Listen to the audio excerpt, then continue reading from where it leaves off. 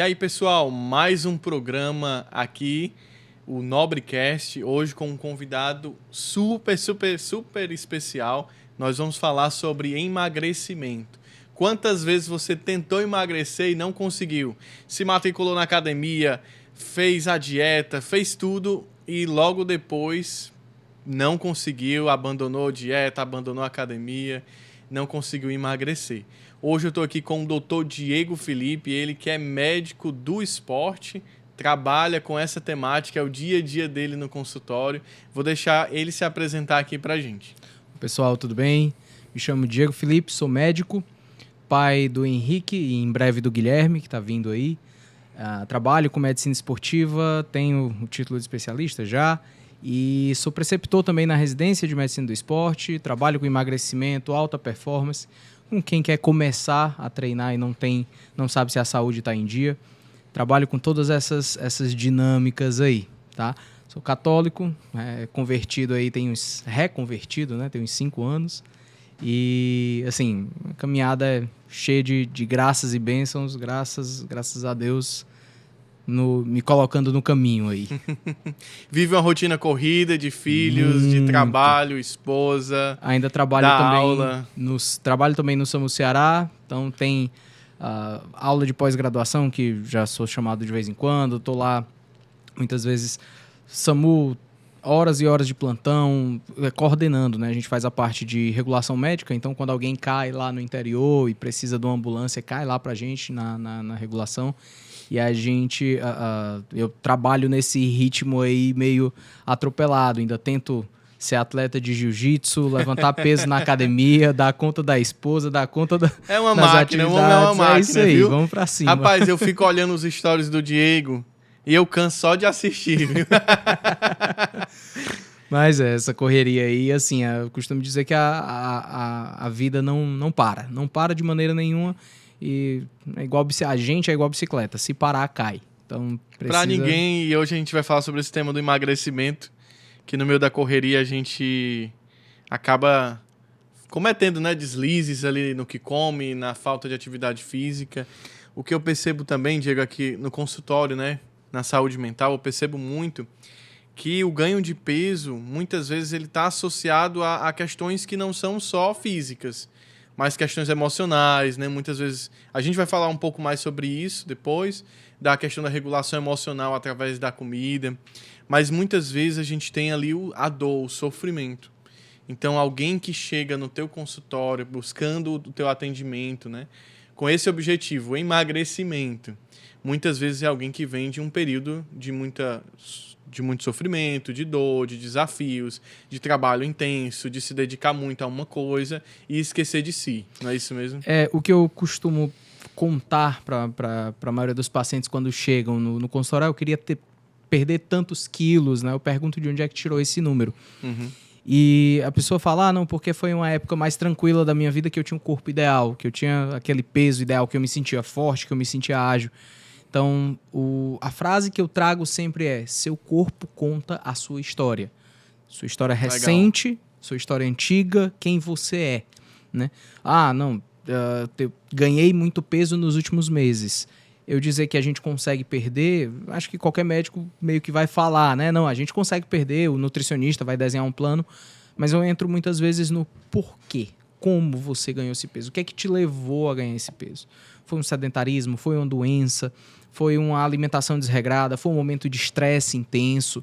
Foi uma vida que acelerou e você foi se deixando de lado, comendo na hora que dava, fazendo o que era possível. E aí, às vezes, a gente tem que tratar algumas dores, que não é nem tanto minha função. Eu conto muito com o pessoal da terapia, da psicoterapia, da psicologia, da psiquiatria em algumas situações. E a gente conta muito com essa ajuda um do outro. Legal. Porque a estética é importante, mas a saúde acaba sendo mais necessário para a gente chegar numa estética legal, né? E esses dois sem saúde mental não tem sentido, não tem valor. A pessoa se olha no espelho e se sente mal. Esse é o cenário perfeito para um transtorno dismórfico corporal. Tem a questão da autoestima também, né, Diego? A autoestima, você se sentir capaz, você se sentir bem consigo mesmo, para poder fazer o que você quer fazer, né? Não ficar preso só ao que são as demandas externas, só ao que é a sua obrigação. Você poder dizer, eu quero poder correr com meu filho, eu quero poder agachar e levantar sem dor, eu quero ter a capacidade de amarrar meus próprios sapatos. Já teve um paciente que me falou isso uma vez. Então, para ter essa capacidade, a perda de peso vai ajudar. Só que a gente não pode só fechar a boca, como muitas dietas por aí, né, propostas, aquelas dietas automáticas fazem. Não, vamos parar de comer totalmente e tudo está resolvido. Sim. Não é bem por aí, né? A gente sabe que não é bem por aí. Quando eu pensei em te chamar, eu pensei justamente nisso também. Que na internet a gente tem muito coach, tem muita dieta milagrosa, tem muito antes e depois falso, tem muita coisa. E aqui eu queria trazer a medicina e a saúde mental com honestidade para o pessoal. E aí eu faço a primeira pergunta, assim, que eu preciso fazer, que é: qual que é o maior erro das pessoas que buscam emagrecimento? Qual que tu vê, assim, que é o maior erro? As pessoas que, eu quero emagrecer, não estou satisfeito com o meu corpo, eu preciso emagrecer. Qual o principal erro que elas cometem nesse momento? Eu já vou começar dividindo a pergunta em fatiando em dois aspectos diferentes. Tem o maior erro e tem o mais comum erro, tá? O mais comum erro é pressa. Eu quero, daqui a pouco, daqui um mês, chegar num peso ideal. Eu quero, daqui 3 meses, estar com o abdômen trincado. Eu quero, daqui 2 meses, poder estar de biquíni na praia, às vezes as mulheres falam, e não me sentir mal, né? Esse é o mais comum erro. Porque essa pressa, ela até te faz perder algum peso, mas depois te joga 2, 3 passos para trás. E correção de comportamento nunca é rápida, nunca é fácil, nunca é algo que você resolve em 2, 3 meses. A correção de um comportamento que foi o que levou àquele ganho de peso. Questão de hábito, é uma mudança de muitos hábitos, né? Da vida toda, às vezes, né? Exato. Se for um adoecimento recente, às vezes até a gente consegue resolver. Se é uma questão tireoide, algum problema aí de metabolismo, hipometabolismo, como a gente fala, que passou muito tempo em restrição e aí alimentando essa gangorra de peso, às vezes até a gente consegue ajudar de forma mais rápida. Mas quando é pela rotina de vida, pelo estresse, é mais difícil a gente fazer essa perda de peso e sustentar de maneira saudável. Então esse é o erro mais comum, ter muita pressa. Tá? É um erro que eu acho que, assim, no consultório eu vejo que atinge geral, assim, não só o emagrecimento. Sim. Mas hoje as pessoas querem tudo rápido. Eu a até gente brinco... vive na sociedade do miojo, do instantâneo, do fast food, né? Eu chamo, até para não falar da marca específica, eu chamo geração delivery, né? Porque eu quero alguma coisa, eu olho num cardápio, entrega na minha casa, mais do que 15 minutos já perdeu o interesse, né? Já não tá mais tão bom. E a satisfação é instantânea, né? Então, para perder peso, o raciocínio das pessoas não muda em relação a isso, para ter o emagrecimento saudável. Então, esse é o erro mais comum. O maior erro é se atirar sem plano. É você ir para um emagrecimento sem plano, sem ninguém te acompanhar. Então, a gente tem várias facetas diferentes desse erro maior.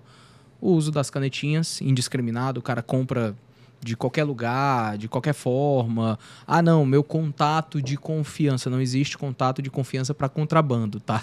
Então, essas medicações que vêm, assim, acondicionadas, a gente não sabe como, a gente não sabe nem se tem só aquilo ali. Então, tive um caso recente de um paciente que disse que fez uso da retatrutida, que é uma medicação em pesquisa, né? Não tem disponível ainda no mercado, agora estamos falando aqui maio de 2026, não tem disponível ainda no mercado, está em fase 3 os estudos, e o pessoal está achando que está tomando retatrutida, quase não sai. E esse paciente em específico fez uso.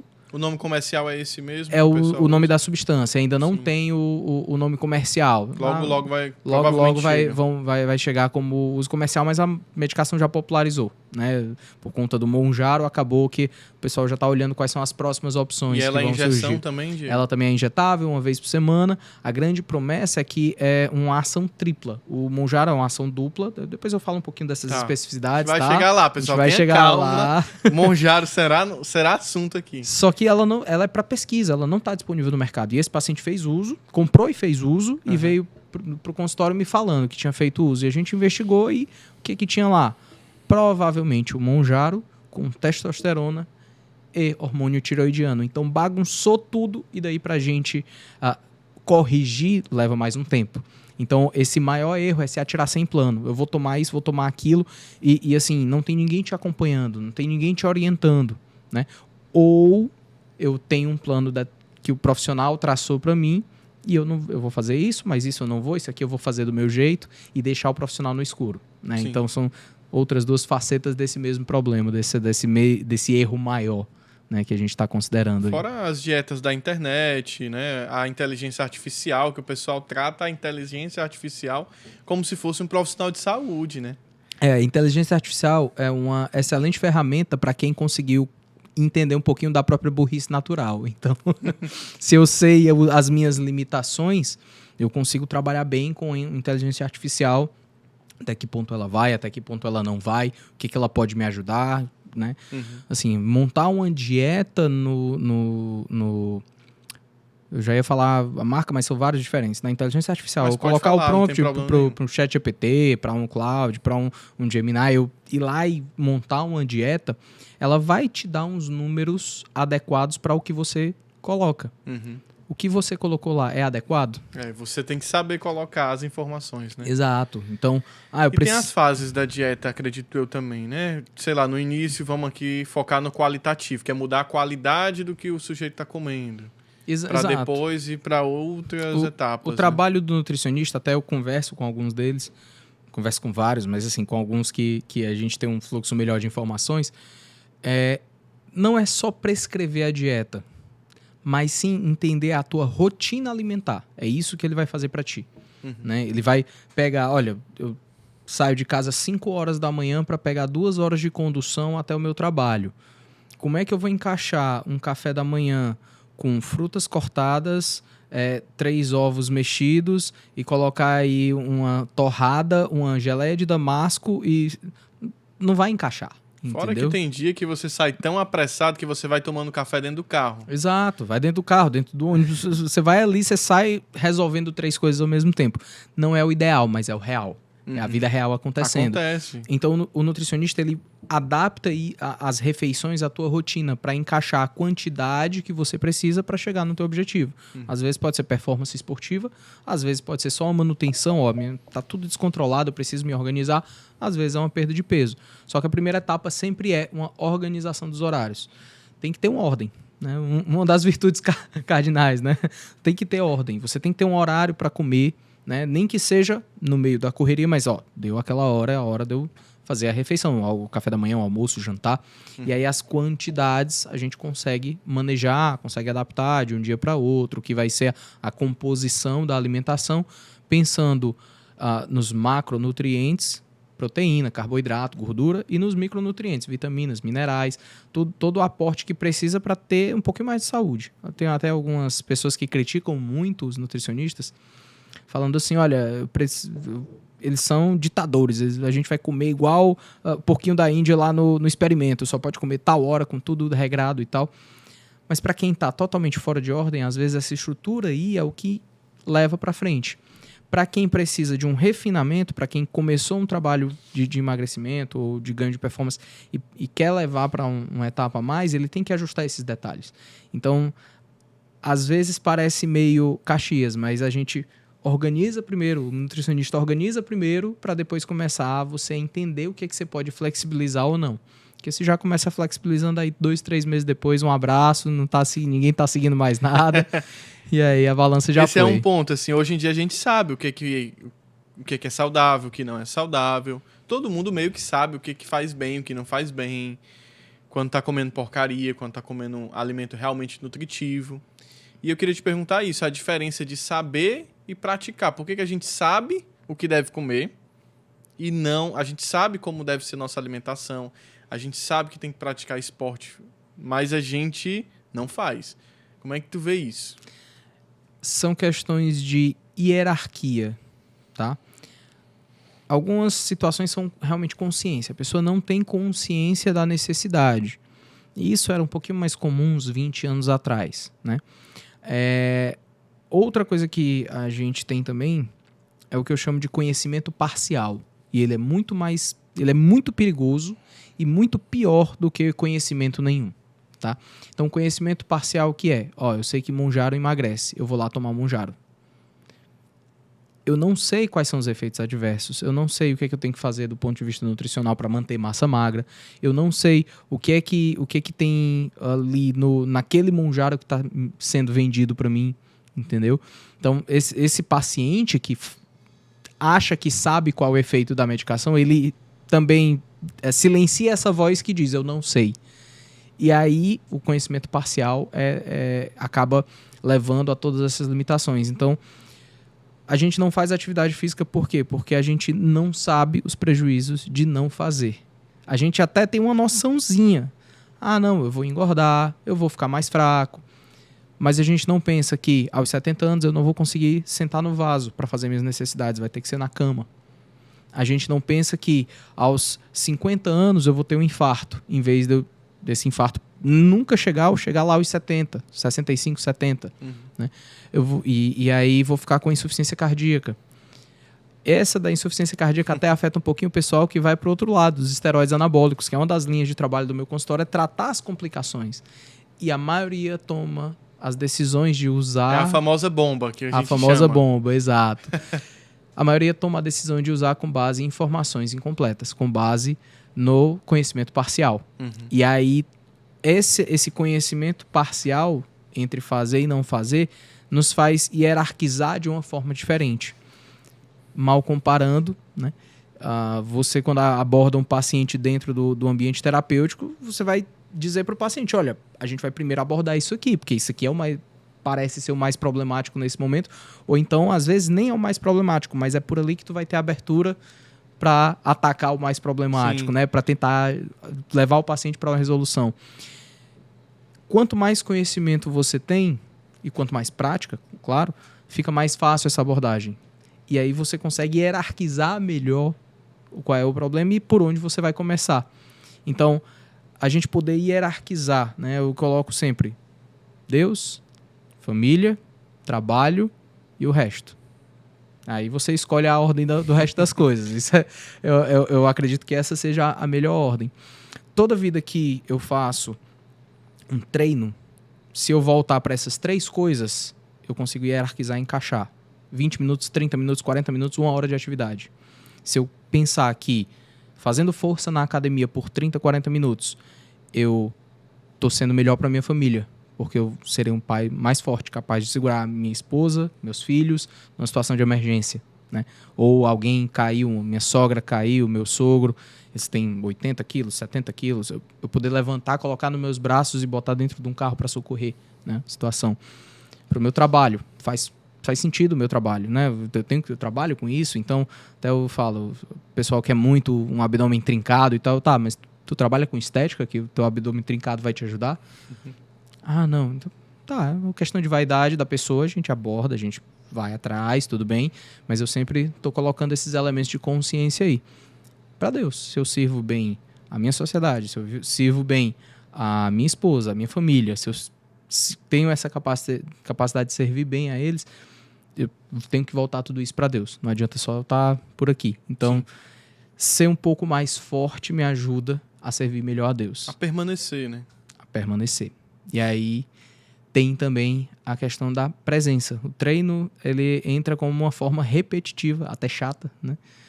É uma forma repetitiva. E aí alguns pensadores, alguns textos já mencionaram que pode ser uma forma de meditação, de você fazer aquele movimento repetitivo ali, focado só naquilo.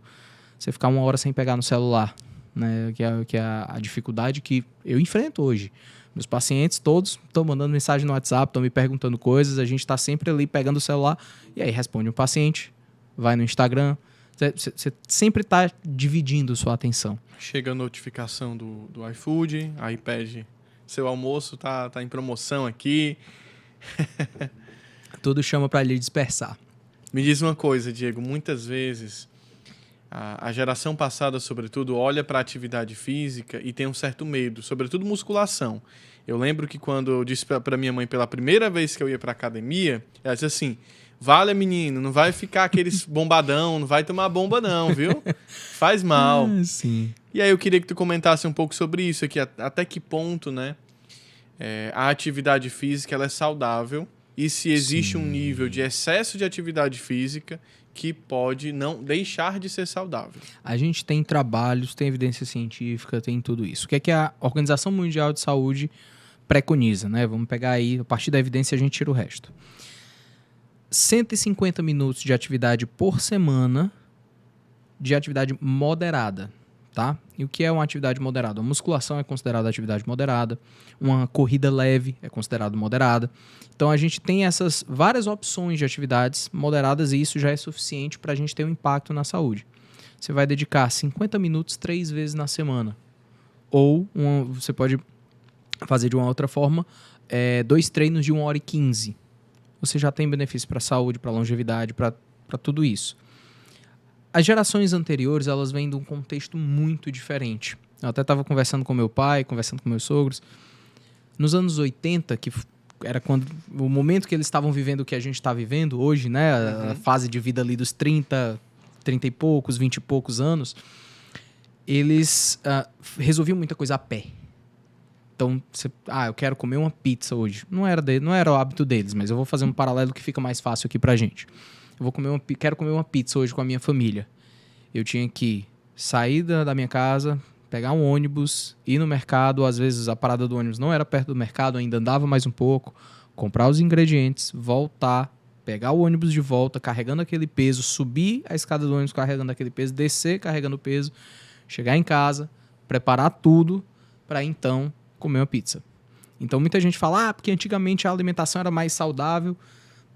De fato, até era mais saudável porque você tinha os produtos ali locais. Mas você gastava muito mais energia para ter a mesma alimentação. O meu pai, quando era criança, teve que cuidar de cabras. Então, pastoreio de cabras no interior do Ceará. Ia para cima e para baixo ali. Muita atividade aeróbica de baixa intensidade. Aí eu chegar para ele e dizer, olha, você precisa fazer 150 minutos de atividade. No contexto que ele estava na infância, não fazia o menor sentido, até pela dificuldade alimentar. Hoje já é uma briga maior. Por quê? Porque ele não se movimenta tanto quanto na época. Então, as gerações anteriores, elas viram esse sedentarismo se implantando. Então, eles ainda têm a impressão que eles se movimentam muito. E a gente sabe que não é bem assim. E a impressão que eles sempre tiveram é que quem entra na academia entra para ficar super forte. Entra para... ali quer desenvolver todos os músculos para andar na praia lá de sunga, de biquíni, mostrando os músculos e que é anabolizante para todo lado. Porque essa foi a imagem que foi construída aí ao longo de décadas, né? Desde os anos 80 a gente tem o Paulinho Cintura na escolinha do professor Raimundo. As figuras que apareciam como fisicamente muito fortes ou eram lutadores ou eram... fisiculturistas, ou halterofilistas, era o termo que eu usava na época.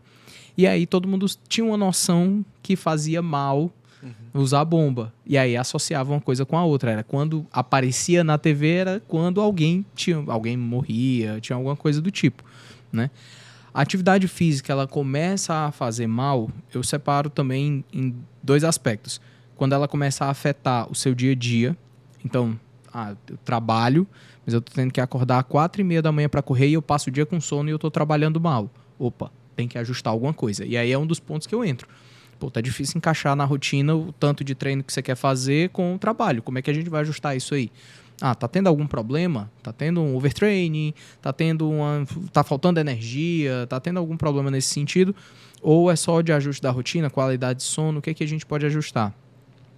E o outro eu tô treinando numa intensidade muito alta. E aí a gente está vendo o pessoal falecendo nas academias, né? Às vezes pela intensidade muito alta, às vezes porque nunca foram no médico antes de fazer exercício físico. E aí o ponto que a atividade física pode fazer mal. Você nunca submeteu o corpo àquele esforço, nunca foi conversar com o médico para ver se sua saúde aguenta fazer aquele esforço. Aí a gente tem que fazer uma avaliação pré-participação com você. Tem que ir lá no médico, conversar e ver. Tem histórico familiar de morte súbita, né, de infarto precoce. Você já passou mal alguma vez? Teve síncope? A gente faz eletrocardiograma, teste de corrida, tem um mundo de exames pra gente dizer. Tem que procurar tá o doutor Diego, né? De preferência. Dá De certo o preferência acompanhamento comigo. online, Diego, contigo? Dá certo, eu acompanho pacientes no Brasil todo, tá? A gente faz esses exames, essa avaliação, ela fica um pouquinho prejudicada, porque eu não tô lá para auscultar, para examinar, mas a gente tem os exames disponíveis no Brasil todo, né? E o que eu solicito, o Brasil todo vai aceitar a minha receita, então é bem tranquilo isso, essa solicitação e esse acompanhamento. E aí o acompanhamento é onde a gente vê a grande diferença. Quem vem só pontualmente, quem vem ali, não, vou lá a cada 3 meses, 6 meses, fazer o check-up anual, até os exames estão ok, mas a pessoa, ano a ano, ela vai sentindo que não está bem, E aí vai no médico, vai no outro e ninguém tem a resposta. Quando você faz o acompanhamento, eu tive um incômodo aqui, eu tô sentindo que eu tô perdendo força, eu tô perdendo... Então aquele médico, ele te conhece. E aí ele vai saber, opa, realmente tem algo fora. Não, é só um períodozinho, a gente consegue segurar, vamos observar. Não, vamos solicitar mais exames, vamos atrás. Não, tá na época do nosso check-up anual. Eu já te acompanho, mas tá na época do nosso check-up anual. Então, tudo isso a gente consegue fazer online, sem problema nenhum. Tá? Diego, mês que vem vou receber meu primeiro filho. Que maravilha. E meus parabéns, meu uma amigo. pergunta, né? No processo de emagrecimento, como é que fica a vida desse pai, dessa mãe, que tem uma rotina com filhos pequenos em casa, às vezes não dá para dormir, às vezes consegue dormir. Como é que tu vê esse processo de emagrecimento dentro dessa realidade da família? De pais, de crianças? Eu coloco assim, os momentos de... Não é bem relaxamento alimentar, mas o momento de prazer ali, de comer a mais, de estar todo mundo feliz, eles ficam muito mais saborosos quando você tem um filho, quando você tem família. Né? O momento de dividir uma pizza, de ter uma refeição ali que tá todo mundo junto, de comer um sushi, de um churrasco, eles ficam muito mais interessantes, muito mais prazerosos. Por quê? Porque o sofrimento passado até ter um momento daquele também é muito mais intenso. A noite sem dormir, a criança doente, o choro que interrompe o seu descanso, a demanda do trabalho não se importar absolutamente se você dormiu à noite ou não com a criança, né? É a necessidade do homem de estar presente, de disciplinar, de tentar colocar um pouco de ordem naquele ambiente que no começo é puro caos, e a doação absoluta da mulher à criança, né? Então, as horas de sono, tem até uma brincadeira que o pessoal faz que assim, você está muito cansado, mas você nunca estará tão cansado quanto a sua esposa. Né? Então, assim, a doação absoluta que ela tem... Tem um amigo meu que disse que estava indo pro trabalho para descansar, cara. Isso aí eu já escutei demais. Não, vou pro trabalho para descansar agora, porque lá eu consigo descansar um pouquinho. Exato, mas isso acontece demais. O processo de emagrecimento nesse momento, para a mulher, não é hora de focar nisso, tá? No momento da gestação, tem até momentos que a gente consegue controlar um pouquinho o peso para tentar perder, mas está sendo formada uma criança. Você só controla a dieta para que não tenha um ganho excessivo, mas o que a gente puder entregar de energia, de minerais, tudo que a gente puder entregar para a criança, para a mãe, para a criança, melhor. Já quando nasce, aí ela vai amamentar. Esse momento, ela tem que ter energia. Ela vai ter que mudar a alimentação, vai ter que ter a opção de lanche na madrugada quando acordar para amamentar. A qualidade, né, da amamentação melhora muito com a alimentação boa dela. E um outro fator que eu vejo assim melhorar absolutamente das pacientes que eu tenho no consultório, que já tiveram filhos e que tiveram 2 experiências bem distintas. O pessoal acha que médico do esporte só atende atleta, tudo, Tudo. Eu tenho uma senhora, 72 anos, artrite reumatoide, que veio para fazer uma avaliação para participação comigo e eu dei um diagnóstico para ela que ela não tinha recebido ainda. A gente tratou, ela tá super bem, super feliz, e volta de vez em quando pra gente conversar, pra gente alinhar alguma coisa do tratamento dela. Mas assim, tem isso, tem a criança, o adolescente com dor no joelho que veio no meu consultório, 14 anos. O padre, eu que atendo os padres, né? Vários padres estão lá no consultório. Quantos padres tu já atendeu, né, Diego? Eu tenho vários padres lá. Padre Milton, né, o nosso grande amigo aí, tá lá. O Padre Giovanni, que celebrou meu casamento, que é dos Eudianos, de São Joedes. Para exercer melhor a vocação deles, né? Exato, é uma das coisas que eu sempre trago, né? Mas fechando a parte do emagrecimento do pai e Da mãe. da mãe. A mãe, na hora assim, no momento de amamentação, a gente não vai pensar tanto em emagrecimento. Isso fica para um pouquinho depois. O pai, ele tem que equilibrar a atividade física, uma alimentação saudável e conseguir algum momento de descanso, que é praticamente impossível. Mas o que eu sempre digo, tá cansado, vai cansado. Faça algum treino. O treino, inclusive, se você não fizer para levantar todo o peso que você consegue, se você fizer um treino moderado, ele ajuda a lidar com esse déficit de sono, com essa dificuldade, o pouco sono que você teve. Você trabalha melhor, você fica mais atento, né? O seu dia rende melhor e quando você finalmente consegue descansar, a qualidade de sono fica muito melhor. Que essa é a reclamação recorrente aí. Eu durmo, mas não descanso. Às vezes um pouquinho de atividade física vai te ajudar a descansar melhor. Perfeito. Você que está assistindo esse programa, você se importa com conversas que realmente importam.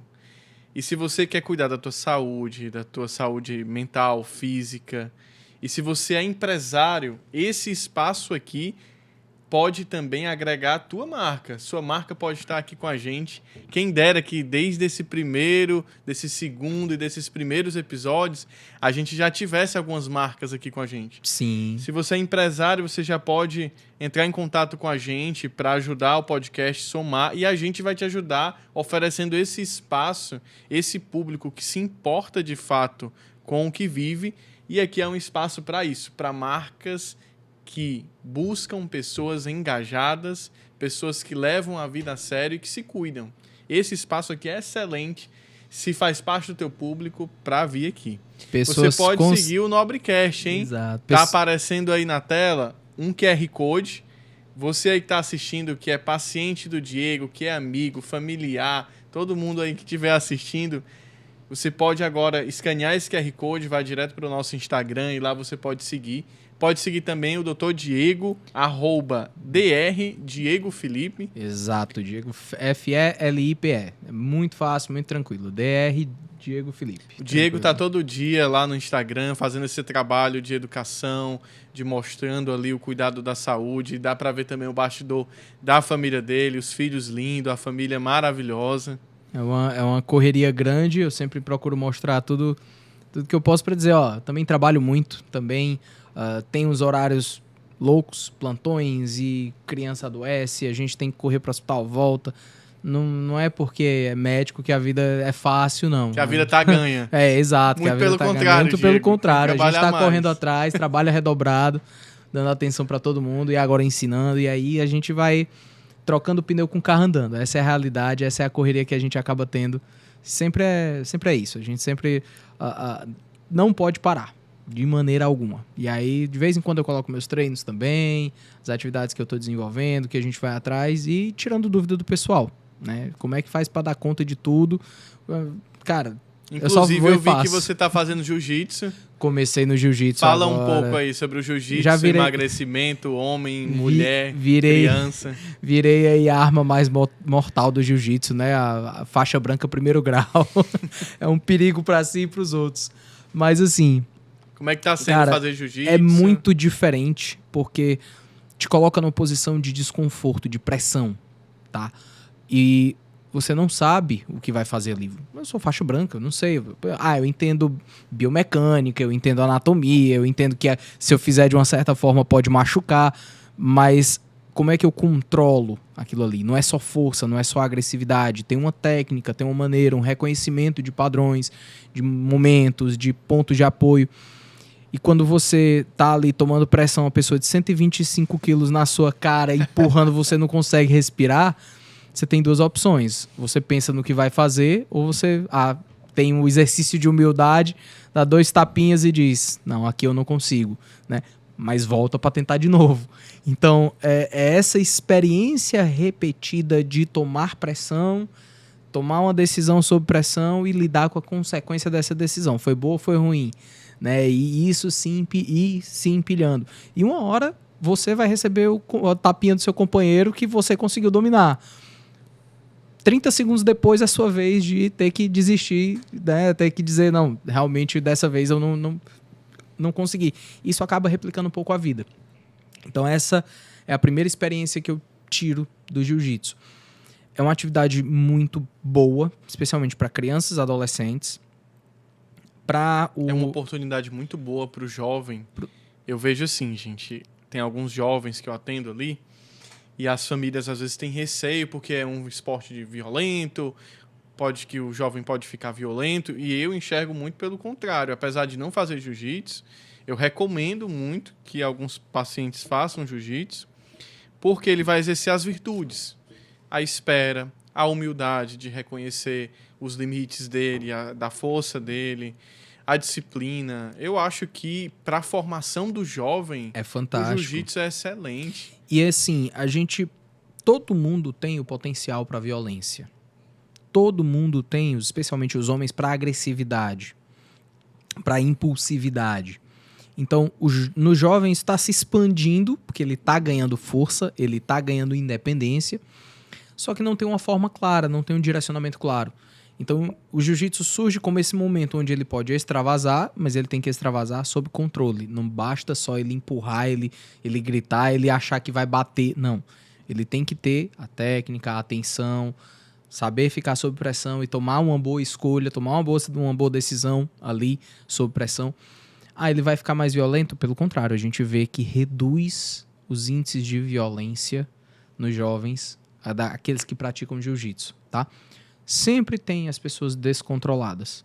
Esse cara podia estar na corrida e ele vai ser descontrolado, ele vai ser agressivo. Tem um caso há alguns meses aí de um jogador de basquete lá em Natal, no Rio Grande do Norte, que foi agressivo com a noiva, se eu não me engano. Isso é independente do esporte.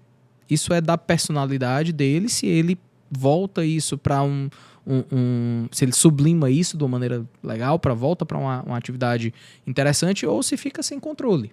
Né? Isso é da índole dele. Mas o que a gente vê é que nos locais onde tem uma boa escola de jiu-jitsu, os jovens se formam melhor, mais capazes de optar pela violência quando ela é necessária e não só como o único recurso que eles têm. Uhum. E aí é uma violência controlada. Ele sofre bullying na escola, ele é capaz de dominar um colega. Ele não vai ser só agressivo com o coleguinha. Ele domina o colega, controla a situação, cessou aquela situação. Então isso é muito mais possível, muito mais comum com jovens que praticam jiu-jitsu. O homem bom de verdade não é aquele que é bonzinho o tempo todo, que tá sorrindo pra todo mundo, que é gente boa. Não é pacifista, né? O homem bom de verdade é aquele que tem, se quiser, a capacidade de ser mal, mas ele controla. Aí ele é bom de verdade.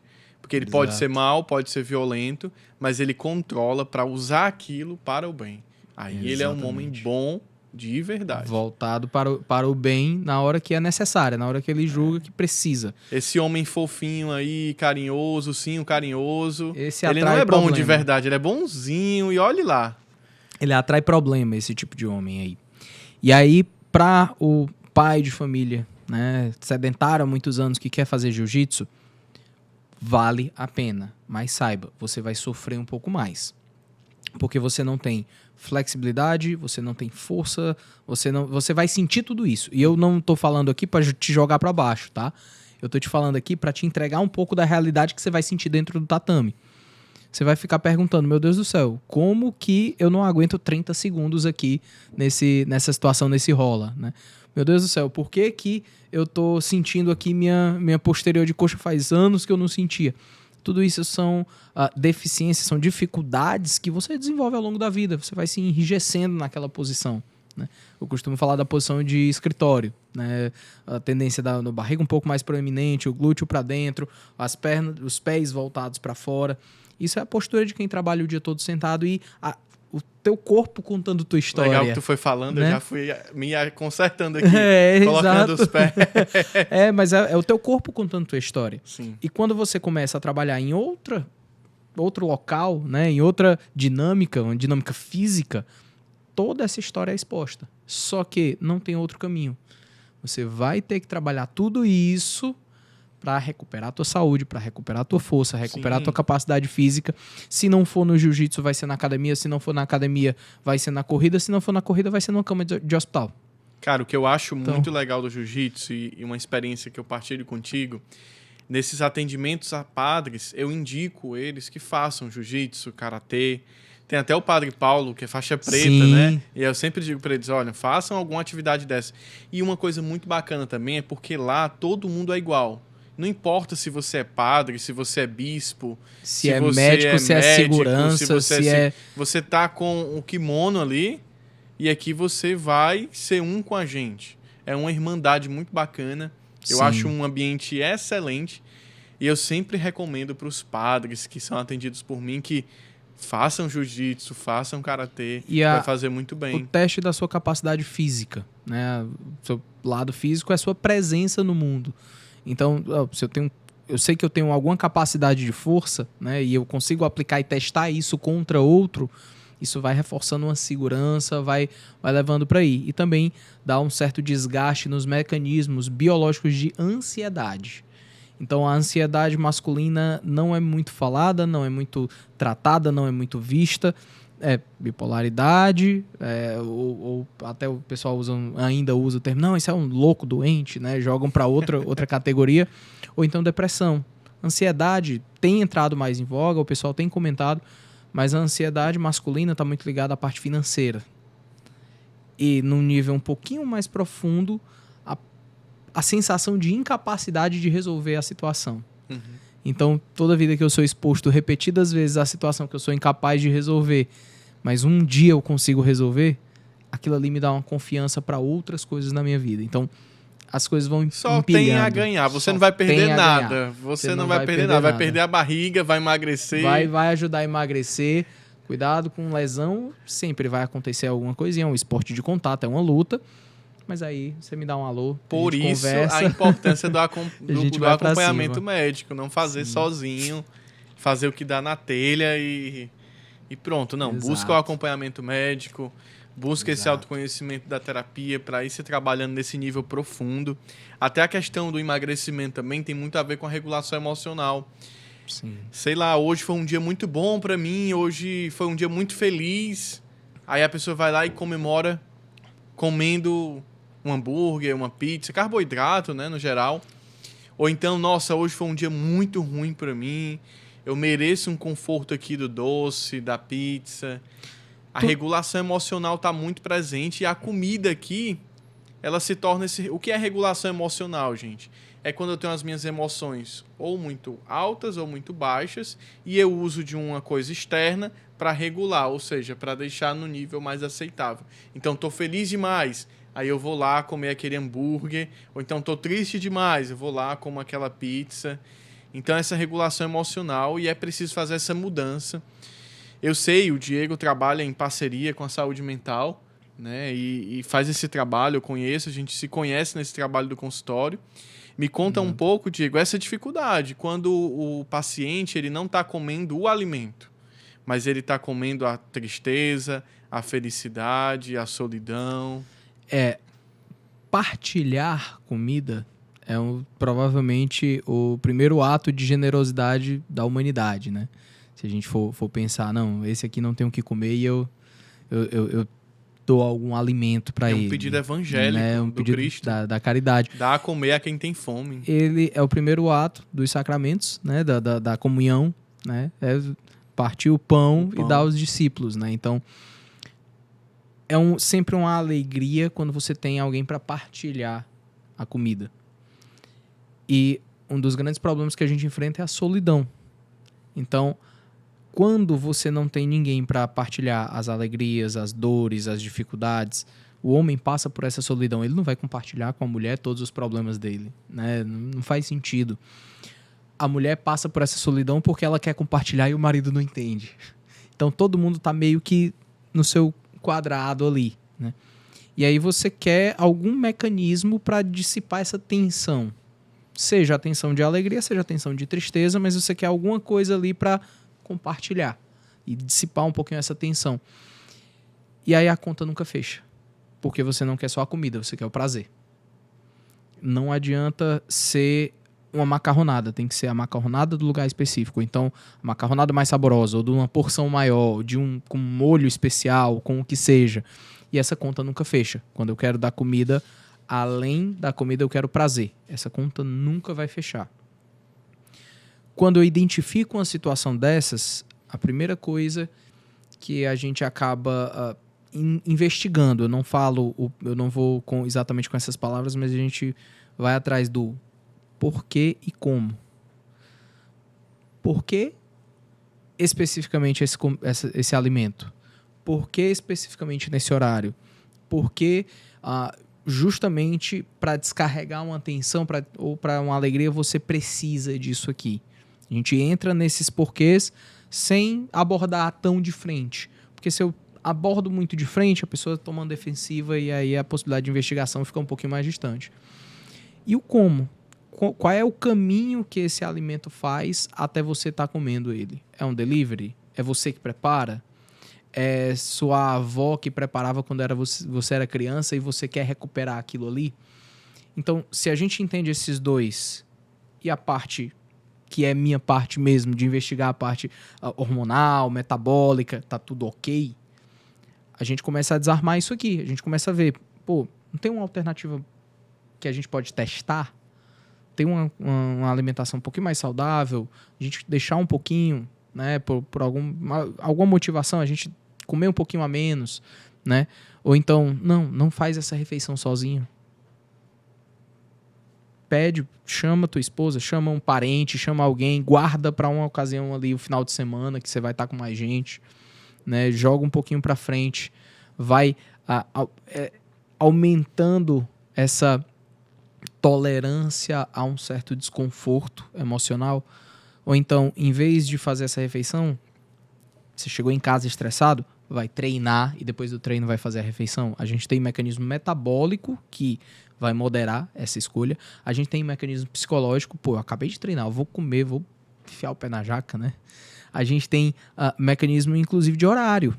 Pô, o horário da minha fome que eu quero o iFood é 7 horas da noite, só que 7 horas da noite eu tava treinando. Quando foi 8 horas da noite, eu já não tenho aquele gatilho de horário tão fechado. Uma vez tu me explicou a diferença das fomes, né?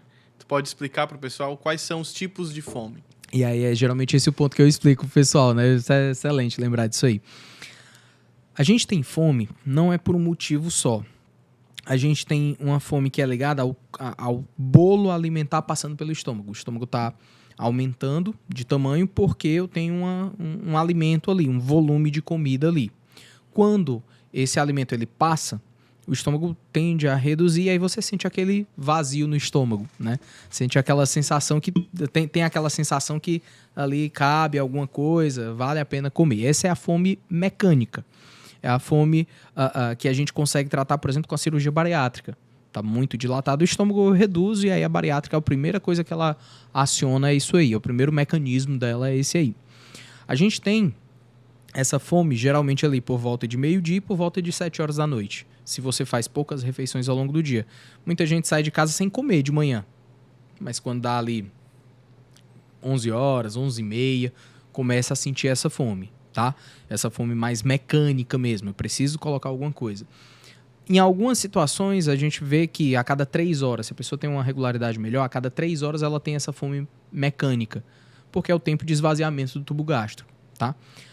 Já a outra fome que a gente tem é a fome metabólica. Todo mundo já passou pela experiência de 11 horas, 11h30, putz, eu tô com fome, mas meu almoço vai ser 12h30. Aí a fome passa. Você sente que o estômago tá vazio, mas aquela vontade, aquele desejo de comer passa. Isso é o corpo sinalizando, eu tô com baixa energia. Meu açúcar no sangue, minha glicemia caiu. E aí eu preciso... a comer alguma coisa, alimentar. Só que o corpo tem reservas para aguentar esse período sem. Então a glicemia sobe novamente. Quem faz jejum já passa por essa experiência algumas vezes ao longo do dia, né?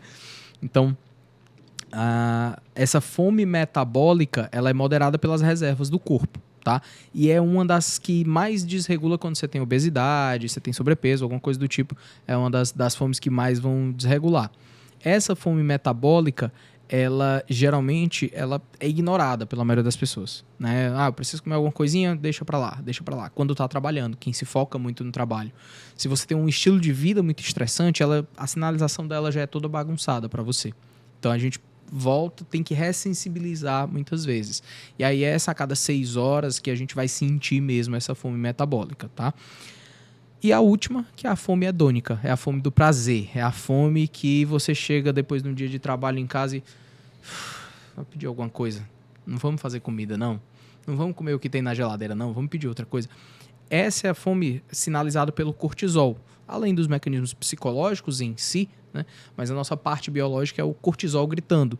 A gente tem um pico de cortisol ali pela manhã, que essa elevação faz a gente acordar, fazer a primeira refeição, começar o trabalho, aquele dia que começa bem, que você começa alerta, tem esse pico de cortisol ali por volta de 9 da manhã, e lá no final do dia o cortisol começa a cair, lá para as 4 horas da tarde ele começa a cair, 6 e meia, 7 horas ele já está bem baixo, e aí é quando você lembra que precisa descansar. O corpo diz, tá na hora, já gastou energia, a gente precisa desacelerar.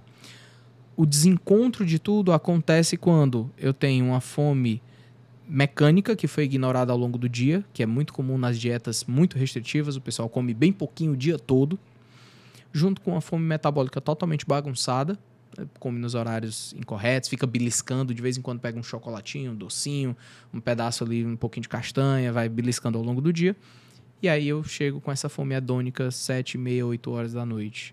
Cara, aí é devastador. Já tem casos de compulsão alimentar onde a pessoa comeu 4 pizzas sozinho. Pizzas grandes, com muito molho, com muita coisa. Obviamente passou mal, teve problemas. Mas geralmente está ligado a esse tipo de sinalização, tá? E aí pra gente desarmar esse circuito, aquela organização alimentar, eu mexo nas outras 2 fomes, a fome hedônica começa a reduzir. E se ainda há necessidade, se a pessoa ainda se sente muito ligada a precisar comer alguma coisa mais saborosa e tal, a gente vai criando alternativas. Sim. A gente vai mexendo com essas outras alternativas. E o treinamento é um dos locais que a gente consegue mexer com essa curva de cortisol, diminuir o cortisol ao longo do dia com um treinamento físico um pouquinho mais intenso, de preferência acompanhado. A gente aumenta o cortisol na hora do treino, que o corpo sinaliza isso, e em seguida, ao longo do dia, está mais baixinho, está mais controlado esse cortisol, a necessidade de prazer é muito menor. E isso tudo de forma natural através do esporte. 100% natural através do esporte. Então são 3 fomes, não é isso? As Repete 3 pra fomes. gente só o nome delas. A fome é mecânica, metabólica e hedônica. Hedônica de prazer, de hedonismo. Excelente. Essa questão da compulsão, né? De as pessoas comem muitas vezes além do necessário, além da fome, pelo prazer. Nessa situação, se você se percebe assim algumas vezes, por favor, procure a ajuda médica e procure também a ajuda da terapia. Aí você pode procurar o Dr. Diego para poder fazer esse acompanhamento médico e mudar esse teu estilo de vida, e busca também a terapia para a gente trabalhar essas questões emocionais juntos. Uma coisa, Diego, como seria a rotina ideal de alguém que você acompanha? Você vê assim, não, essa rotina aqui desse cara, claro, colocando trabalho, colocando o que tem de comum na nossa vida. Sim. Como é que seria a rotina perfeita, um dia perfeito de um paciente, de alguém que é acompanhado pelo Diego? Olha, eu tenho um paciente que chegou perto do que seria o ideal de rotina. Os nossos ajustes eram basicamente só treino, tá? Só que é uma curva de vida muito diferente. É um empresário já no nível um pouquinho mais alto, mais avançado na carreira, onde ele tem muita flexibilidade de horário, toma decisões extremamente complexas no negócio dele, e ele consegue ter todos os dias 2 horas para fazer de atividades para ele. Então ele treina 3 vezes na semana musculação, 2 vezes jiu-jitsu e 1 vez pilates. Ele não usa as 2 horas para isso. Só que ele usa a preparação para o treino, ele tem ali os suplementos, vai treinar, organiza tudo. Como é que é o dia, né? Que é a tua pergunta. Ele acorda ali 5h30 para 6 horas da manhã. Toma... Atenção, hein? A rotina é perfeita. Seria o ideal. Entre 5h30 e 6 horas da manhã, toma o café da manhã. O café da manhã dele não tem grandes coisas, tá? Pão, ovo, requeijão, café. Não é nada rebuscado, nada complexo, tá? Ali por volta de 6h30 para 7 horas... Dá ali umas 8, ele tá pronto para a atividade física dele. Então ele já fez uma leitura, já teve ali aquela primeira hora. Aí ele treina de 8 às 9, de 9 às 10 ele faz uma descompressão do que seria do treinamento, que é só o desaquecimento, um banho, organizar o que é que seria o dia. Às 10 horas ele começa a trabalhar, vai até 18 horas. Tem um almoço ali por volta de 12:30, mais ou menos, onde ele já tem a marmita dele separada, pesada, com tudo que ele fez. Ele preparou geralmente pela manhã, o que seria a refeição dele ali do dia. Quando dá 18 horas, mais ou menos, ele sai. No que ele sai do trabalho, chega em casa, banho, tal, fica com esposa, filhos. 19 horas, bota todo mundo para dormir. E aí ele tem de 19 às 21 para estar com a esposa, para fazer uma leitura, para dar uma descansada. E em algumas situações ele fala, ó, às vezes eu preciso ter um sprint na empresa, tem alguma coisa que eu preciso fazer, eu coloco nesse horário entre 21 e 23. E aí às 23 horas ele vai dormir. Algumas vezes eu já falei para ele inverter. Isso é exceção, né? Isso é exceção para ele, mas eu já falei algumas vezes para ele tentar inverter, só que aí tem o horário da esposa também. Então ela tá cansada do dia com os meninos e tal, então não, a gente não mexe tanto. Mas ele já falou que algumas vezes inverteu e teve resultado legal também, né? De primeiro estudar, fazer as coisas e depois tá lá com a esposa. Mas aí o horário habitual dele dormir por volta de 10 horas da noite. Então ele tem 8 horas de sono, com boa qualidade, com suplementos, com esse acompanhamento. 3 refeições no dia que ele faz. A gente precisa aquela história que precisa de 3 em 3 horas, esse aí tá com um tempinho já que caiu. E ele tá desenvolvendo bem em todas as áreas de maneira natural. Em todas as áreas da vida ele consegue desenvolver bem. E a gente vai testando coisas ao longo desse acompanhamento. Vamos fazer aí, beleza, creatina. Vamos tentar uma dose mais alta de creatina, ver qual é o efeito. Vamos passar 2 meses com essa dose mais alta. Me diz o que é que tu sentiu. Teve diferença? Não teve? Ah, cafeína. Vamos usar em momentos estratégicos. Vamos tirar o cafeína da tarde. Como é que tu fica? Não deu legal. Pois a gente volta então, mas numa dose menor. A gente vai... Gente, isso é muito legal. Não sei se vocês estão entendendo, mas isso é muito, muito, muito importante. Eu já atendi casos em que a pessoa acreditava piamente ter depressão. O que eu tenho é depressão. Já passei por outras terapias, nada funcionou. E aí eu fiquei assim de orelha em pé, né? Rapaz, será que é depressão mesmo? A gente foi ver os níveis de vitamina dela, estavam baixos. E aí, rapaz, isso aqui tá me parecendo algo físico. Imediatamente já encaminhei para o atendimento, né? E a gente juntos percebeu que, na verdade, era vitamina. Ela estava faltando, o corpo dela tinha carência vitamínica. E o trabalho do Dr. Diego é justamente esse. O ajuste de vitamina, suplementação, acompanhar a atividade física, o corpo, as particularidades de cada um.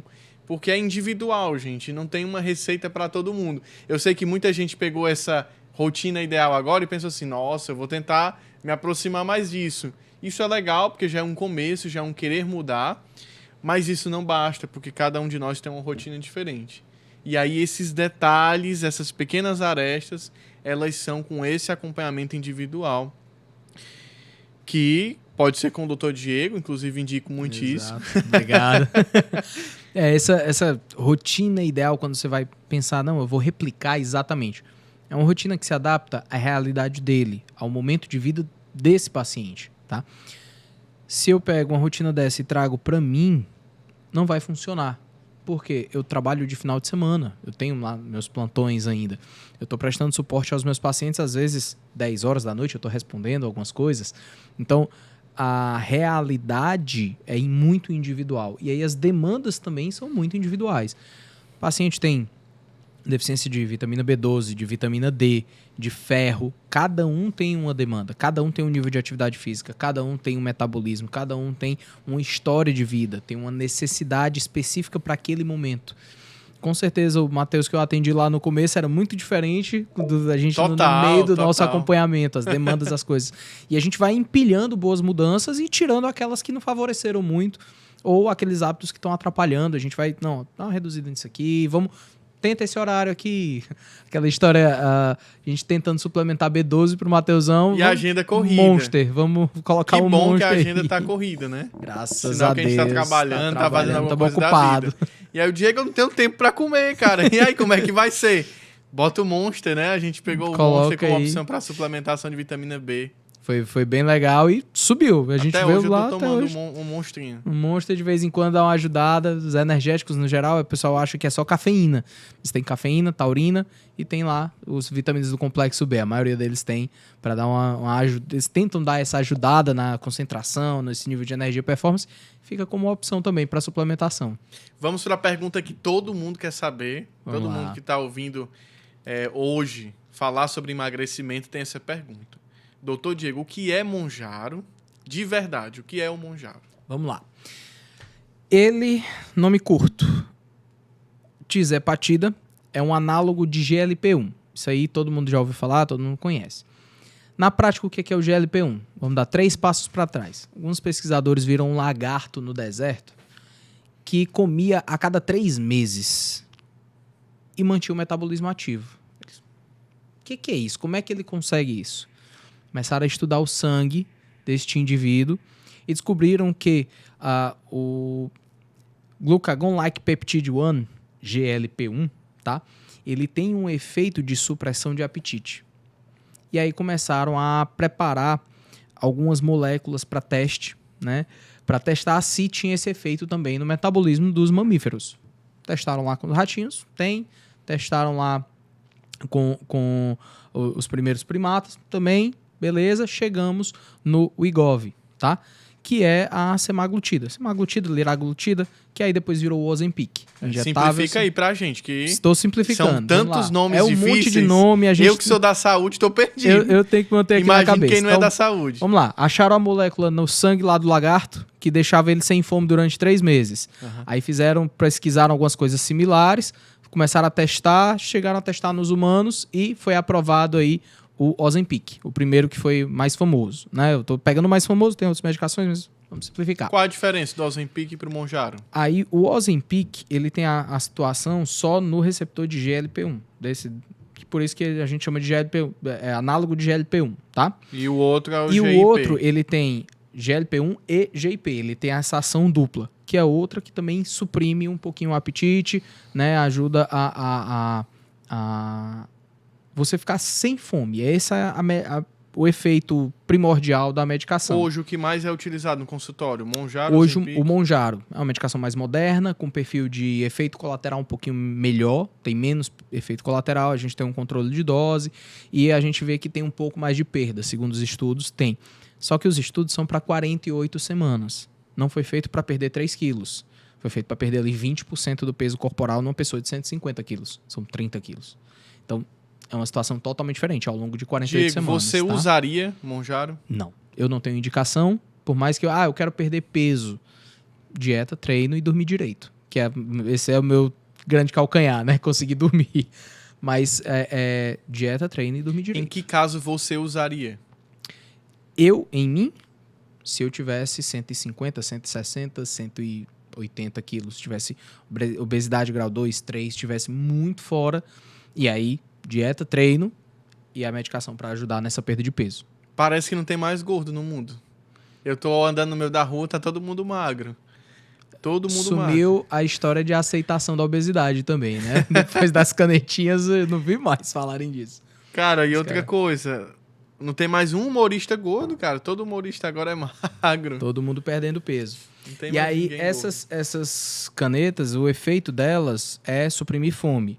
Tanto a fome metabólica, né, que a gente estava conversando, mas também suprime a fome mecânica, deixa o trato gastrointestinal mais lento. Então, teu estômago fica mais devagar, por isso dá enjoo, teu intestino fica mais devagar, por isso que dá prisão de ventre, tá? Então, a gente tem esses efeitos, que são os efeitos colaterais, mas dentro do que é o mecanismo da medicação. Nem todo mundo sabe. Tem gente que tá fazendo uso da medicação inicialmente e não sabe, ou então quer fazer uso da medicação e não sabe os efeitos. E aí tá tendo caso de pancreatite. Já tem alguns relatos na literatura médica de pancreatite por uso inadvertido das canetas, né? Do Mounjaro, Ozempic.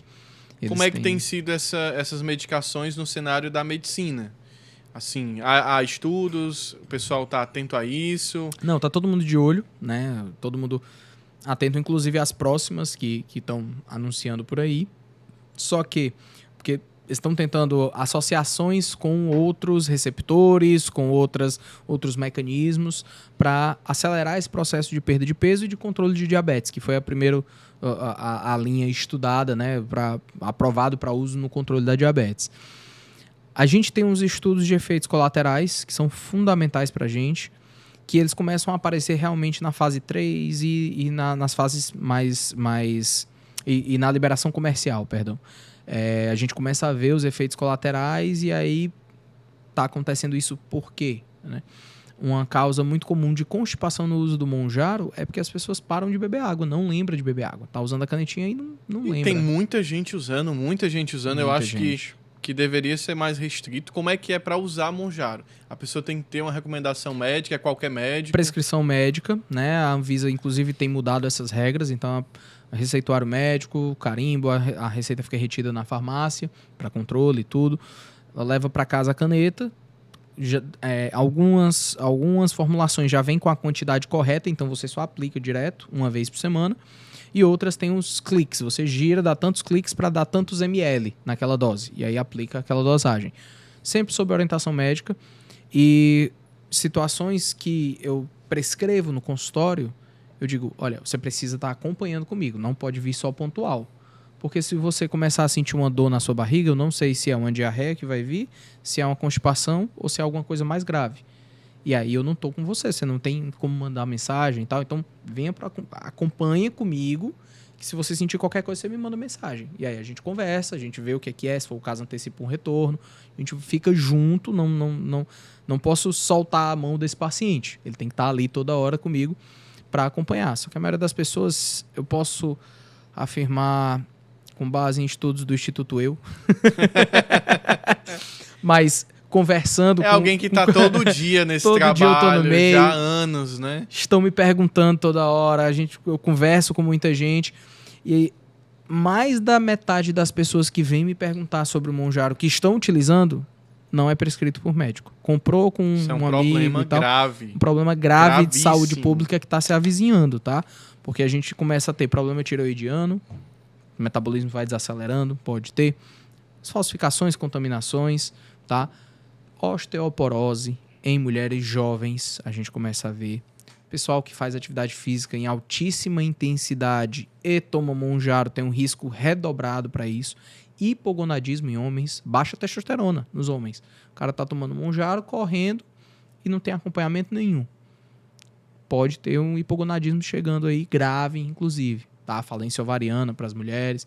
Uma série de complicações que a gente começa a abrir os olhos, começa a ver aparecer na população que vai chegar nos consultórios. Isso só vai chegar depois que der um problema muito grave. Eu vejo, Diego, que a grande barreira hoje das pessoas tomarem ou não Monjaro é muito em relação à agulha. No Brasil, muitas pessoas têm resistência a injetável, né? Cara, e se isso for... Há uma possibilidade de avançar para uma medicação oral? Até tem, de uma geração anterior, né? Que é o Wegovy, era um comprimido para tomar todos os dias e tudo, mas o perfil não era tão legal, a perda de peso não era tão intensa. A questão do medo de agulha tem caído mais, a barreira acaba sendo econômica mesmo, porque é uma medicação cara, chega a R$1.000, R$1.200 de tratamento por mês. Né? Então essa é a principal barreira econômica. Fora o acompanhamento médico. Só então, a medicação. Exato. E aí abre margem para muita falsificação também, né? As pessoas vão tomar e aí práticas que não são corretas, tá? O pessoal deixa lá na clínica para tomar lá na clínica, e isso pela Anvisa não é autorizado, esse fracionamento de dose nas clínicas, tá? Tem problema. Acho que eu tô arranjando confusão aqui com metade de Fortaleza, mas... Meu Deus do céu. Mas isso é um problema sério, a Anvisa não autoriza esse fracionamento de dose, tá? Cada medicação é para cada paciente, ficar condicionado na casa. Para ter um controle, cara. Para ter um controle, porque não pode ser assim, de qualquer jeito. Exato. Coisa séria, saúde das pessoas... Uma coisa aqui que eu te pergunto, assim, Diego, quando é que a medicação ela é bem utilizada? A gente falou aqui muito de usos inadequados. Sim. Quando é que você vê que a medicação realmente... Não, aqui foi uma bênção na vida dessa pessoa, o Monjaro. Cara, obesidade, principalmente de difícil controle, tá? Então, obesidade grau 2, grau 3, isso aí a gente faz a classificação pelo índice de massa corporal, é uma classificação mais utilizada, embora a gente saiba que não é a melhor. Mas principalmente quando já temos problemas de saúde decorrentes da obesidade. Diabetes, uma doença renal, tá? A gente começa a ter aí hipertensão, risco de infarto. E aí, o que eu puder fazer para essa pessoa perder peso mais rápido e controlar melhor essa saúde, eu vou contribuir para que ela tenha mais sobrevida, né? Ela não vai morrer tão cedo, vai morrer bem mais tarde. Vai ter mais qualidade de vida até o dia que chega lá. Eu até brincava com meus pacientes, eu atendi um tempo no posto, né? posto de saúde, e aí atendia as idosinhas e a gente sempre desde essa época eu já, vamos fazer um exercício, vá lá, vamos fazer uma caminhada, o que puder fazer. E ela dizia, não, doutor, o dia que a gente vai é Deus que escolhe. Aí eu, mas como é que a gente chega nesse dia? É a gente que faz. Excelente. É Deus que escolhe o dia que a gente vai, E aí a gente melhora a qualidade de vida dessa pessoa até o dia que ela for chamada, Sim. né? Então, a medicação é bem indicada nesses casos, onde eu tenho obesidade e complicações decorrentes da obesidade.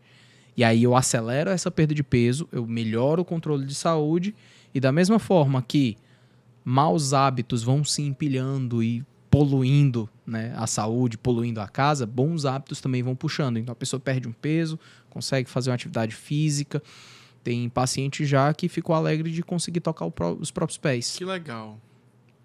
Isso para mim, como Manjaro, terapeuta, exercício, cara, treino. é poesia. É lindo.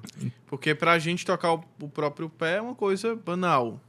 Mas pra uma pessoa que há anos não pode fazer isso, é impressionante a mudança. Consegue levantar da cama sem dor. Surreal. Sem dor nas costas.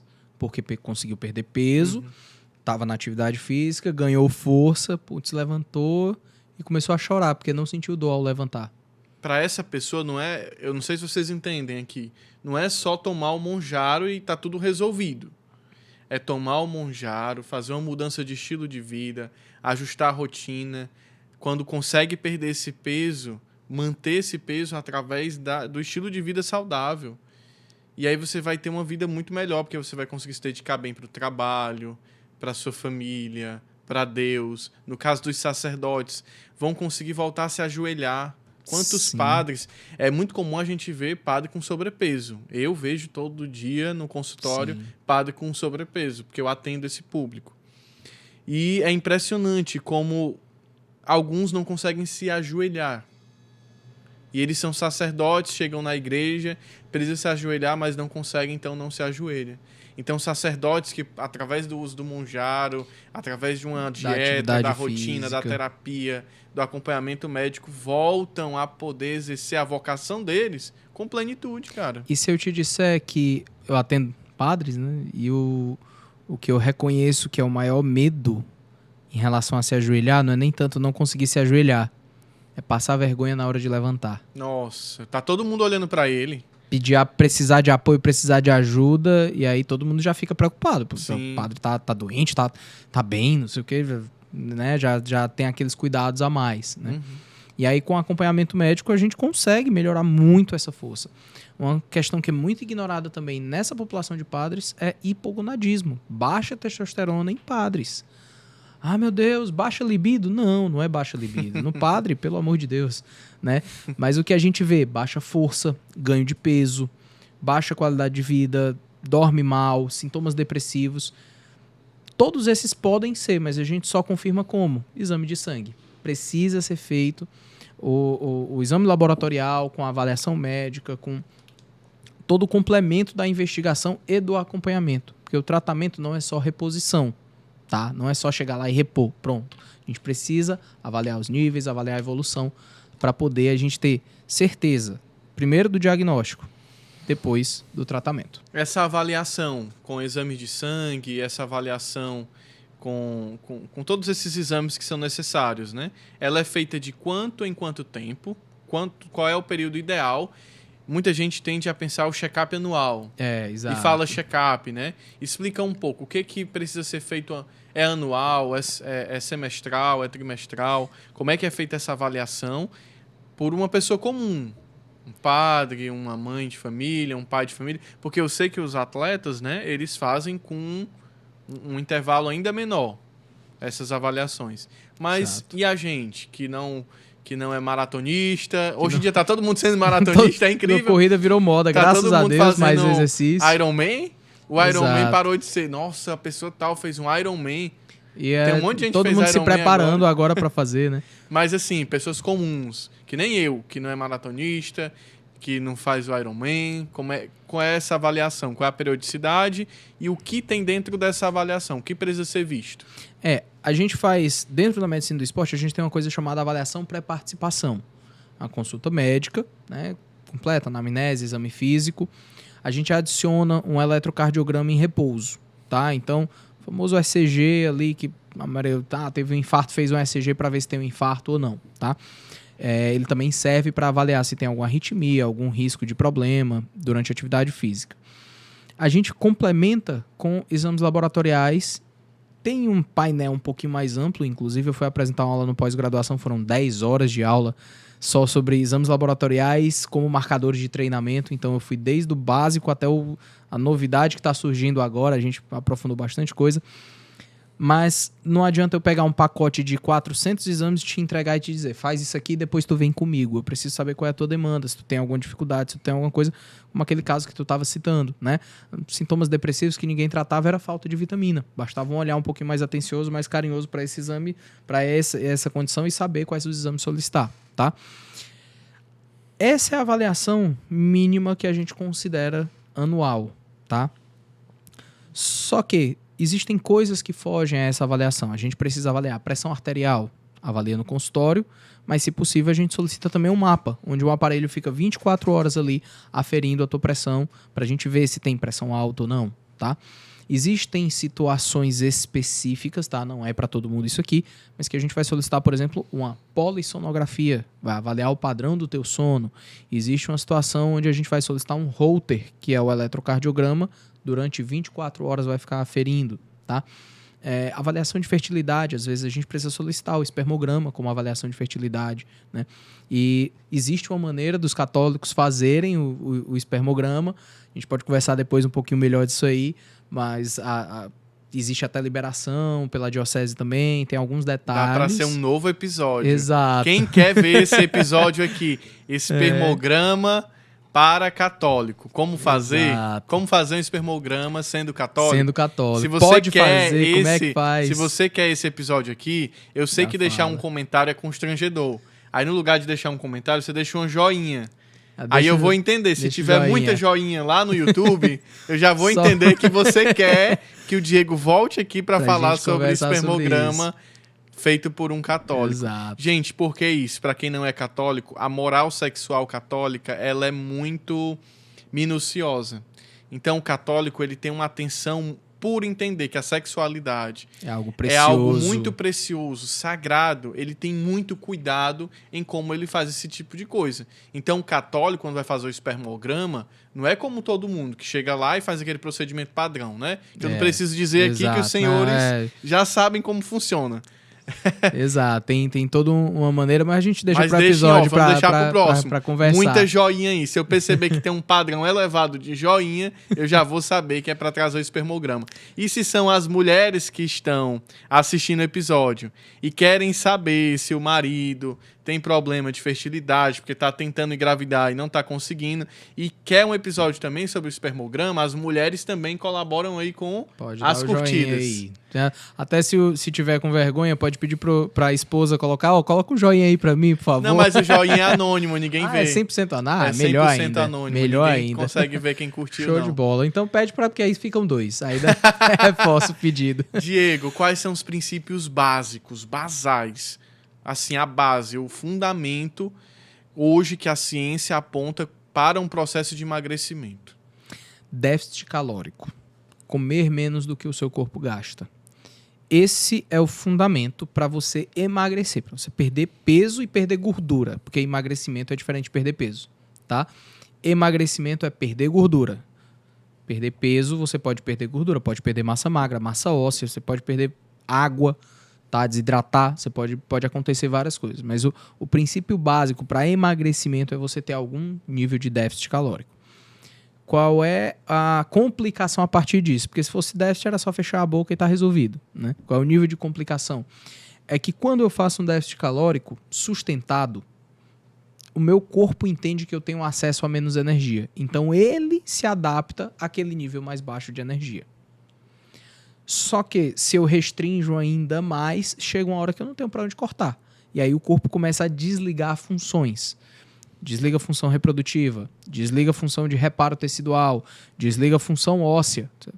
Paciente de 35 anos, com osteoporose grave, teve que fazer uma prótese de quadril. Corredor ativa, atividade física, magra. perdendo peso, querendo emagrecer mais para ver se corria melhor e resultou nisso aí. Aos 35 anos, uma prótese de quadril. Então, parece simples à primeira vista, só que exige um olhar atento para ver é mais déficit, é menos déficit, para onde é que a gente vai para perder peso. Diego, se você pudesse colocar um outdoor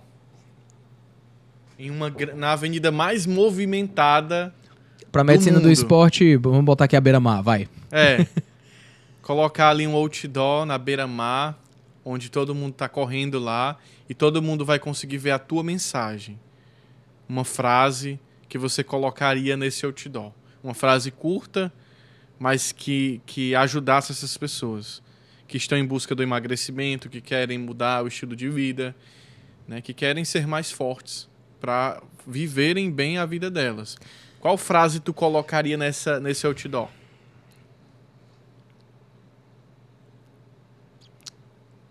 É uma frase derivada do slogan, digamos assim, da medicina do esporte, tá?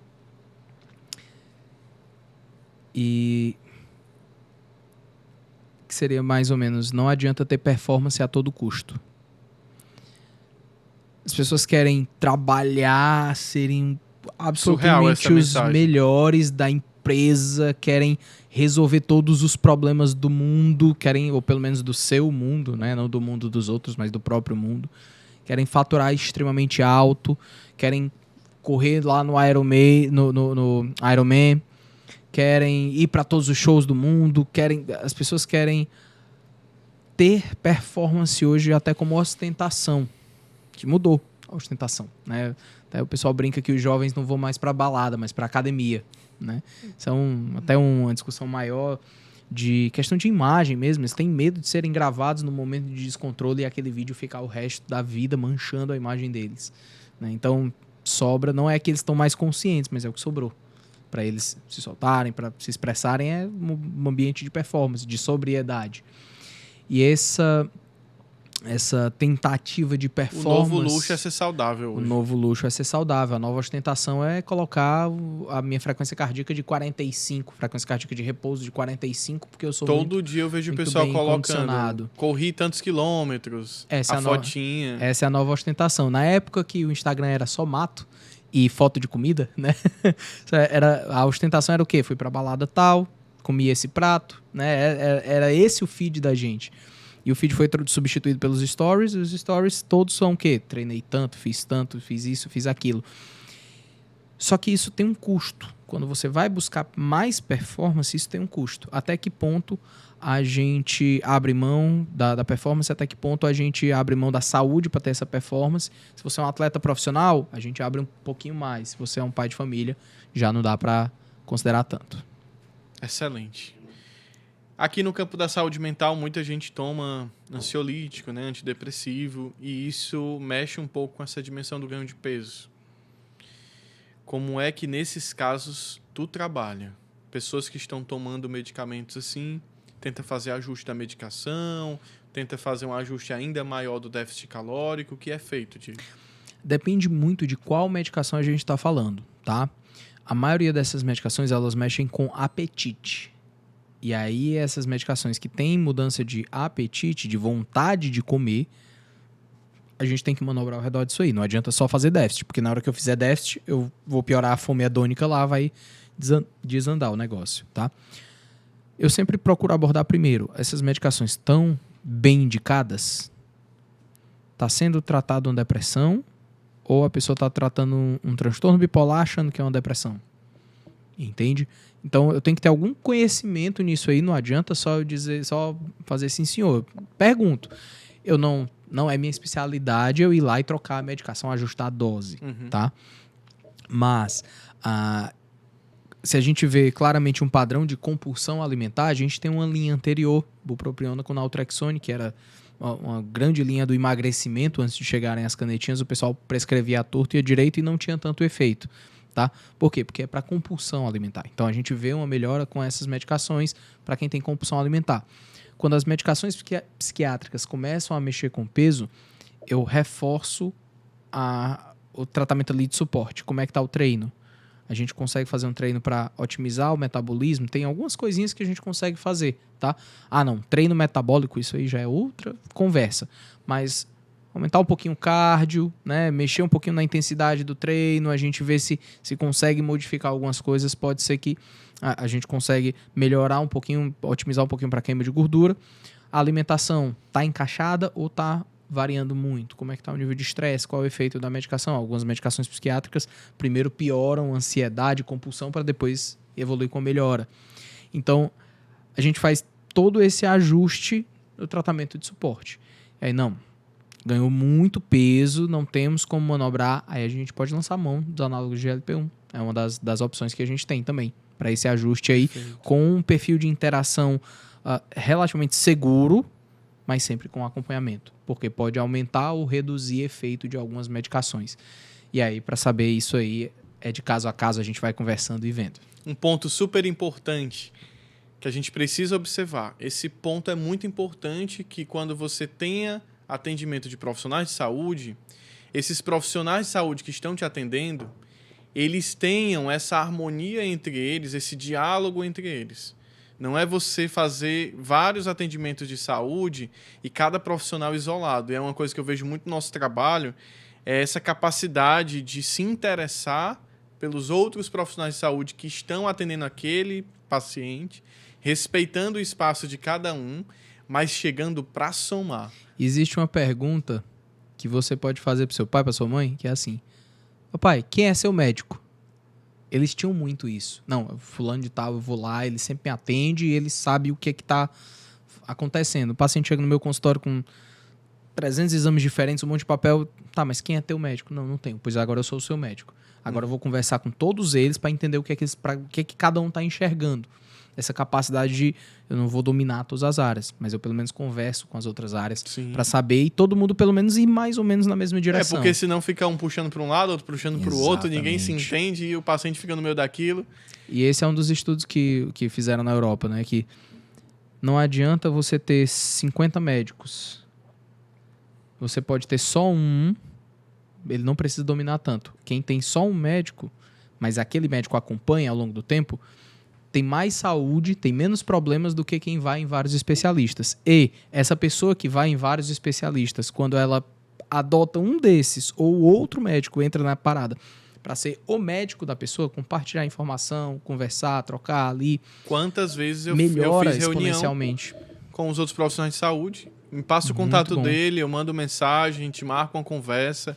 Quantas vezes eu fiz isso? Eu digo que metade dos contatos que eu tenho salvo pelo consultório são de nutricionistas, educador físico, psicólogo, psiquiatra, cardiologista, dos meus pacientes. Que eu vou lá e, tô acompanhando, queria saber o que você fez, tal, como é que tá evoluindo, o que é que você pensa, quais as observações que você tem do paciente, o que é que tem de interessante, como é que eu posso abordar isso aqui. A gente traz para junto e aí eu consigo oferecer o melhor para o meu paciente, com evidência e com qualidade. Diego, mais uma vez, muito obrigado. Eu que agradeço por estar o convite. aqui. Eu quero te convidar também a solicitar, a pedir, né, a divulgar o Nobrecast.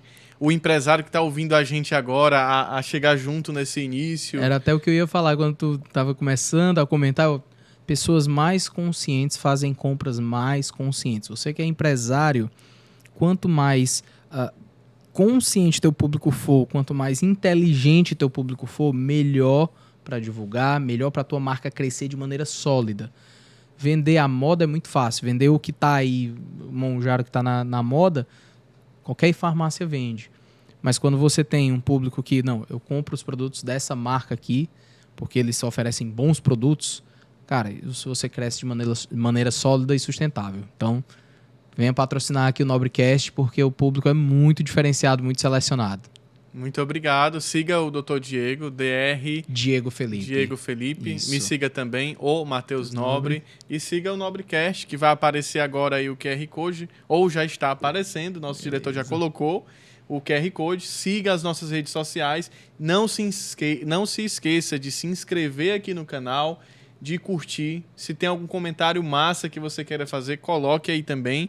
Outra coisa, se tem alguma pergunta que eu não fiz, que ficou aqui na tua expectativa de ser feita para o Diego sobre emagrecimento, coloca nos comentários, tá bem? Porque na próxima oportunidade que ele estiver aqui com a gente Exato. traz essas perguntas, resgata para ele responder. E é isso, Diego. Muito obrigado pela tua participação aqui. Foi muito bom. O tempo passou voando. Demais. Passa voando, cara. Conversa boa, né? Dá vontade de não parar, a gente esticar aí, mas o tempo de todo mundo é muito corrido e tamo aí. Tô à disposição sempre que precisar. Agradeço demais a oportunidade. Muito bom ter conversa boa. Difícil a gente encontrar hoje em dia as conversas boas, né? Mas muito bom estar por aqui. Sempre que precisar, só dá um alô. A gente organiza, tô por aqui pra gente conversar e explorar os temas que você achar que eu posso falar. Tá certo? Tamo junto, meu cara. É isso, gente. Muito obrigado. A gente se vê por aí.